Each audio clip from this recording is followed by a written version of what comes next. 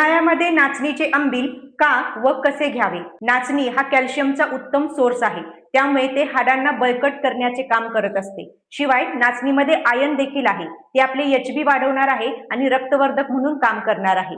नाचणी हे तृप्ती देण्याचं काम करतं, त्यामुळे योग्य प्रमाणात घेतल्यास ते वजन कंट्रोलमध्ये ठेवण्यासही मदत करणार आहे. शिवाय उन्हाळ्यामध्ये घाम जाऊन आपल्याला जो अशक्तपणा येतो किंवा डिहायड्रेशन होतं, त्यासाठी नाचणी उत्तम एनर्जी देण्याचं काम करणार आहे.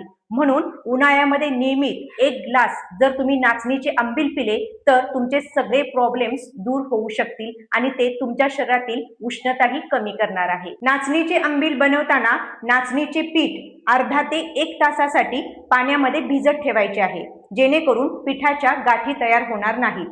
नंतर उकळत्या पाण्यामध्ये हे भिजवलेले पीठ 10 ते 15 मिनिटांसाठी मंद आचेवरती शिजवायचे आहे. शिजवून त्याची घट्टसर पेस्ट तयार झाल्यानंतर गॅस बंद करा आणि ते मिश्रण थंड होऊ द्या.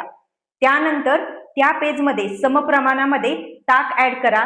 तयार होईल तुमचे नाचणीचे आंबील. तयार झालेल्या नाचणीच्या आंबीलमध्ये तुम्ही चवीसाठी थोडेसे सेंधव मीठ ऍड करू शकता.